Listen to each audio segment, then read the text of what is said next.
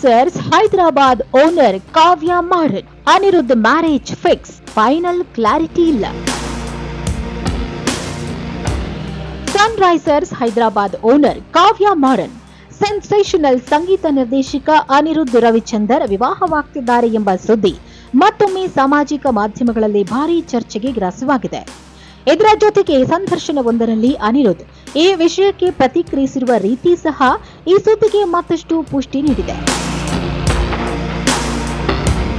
ಕಳೆದ ವರ್ಷ ಜೂನ್ನಲ್ಲಿ ಇಬ್ಬರು ಪ್ರೇಮ ಪ್ರೀತಿಯಲ್ಲಿದ್ದಾರೆ ಎಂಬ ರೂಮರ್ಗಳು ಹಬ್ಬಿದ್ವು. ಕಾವ್ಯ ಅನಿರುದ್ಧ್ ಒಟ್ಟಿಗೆ ಅಮೆರಿಕಕ್ಕೆ ಹೋಗಿದ್ದಾರೆ ಎಂಬ ಸುದ್ದಿಯು ಇಂಟರ್ನೆಟ್ನಲ್ಲಿ ಹರಿದಾಡಿತ್ತು. ಆದರೆ ಅನಿರುದ್ಧ್ ಇವೆಲ್ಲವುಗಳಿಗೂ ಒಂದೇ ಉತ್ತರದೊಂದಿಗೆ ಕಡಿವಾಣವನ್ನು ಹಾಕಿದ್ರು.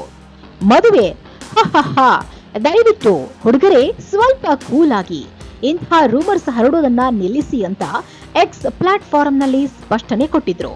ಆದ್ರೆ ಅನಿರುದ್ಧ್ ಇತ್ತೀಚೆಗೆ ಚಿತ್ರವೊಂದರ ಪ್ರಮೋಷನ್ ಕಾರ್ಯಕ್ರಮದಲ್ಲಿ ಭಾಗವಹಿಸಿದ್ದ ಸಂದರ್ಭದಲ್ಲಿ ವರದಿಗಾರರೊಬ್ಬರು ಮದುವೆಯ ಬಗ್ಗೆ ಕೇಳಿದಾಗ ಅನಿರುದ್ಧ್ ಮತ್ತೆ ಅದೇ ಪ್ರಶ್ನೆನಾ ಅಂತ ಅಸಹನೆಯಿಂದ ಪ್ರತಿಕ್ರಿಯಿಸಿ ಅಲ್ಲಿಂದ ಹೊರಟು ಹೋದ್ರು.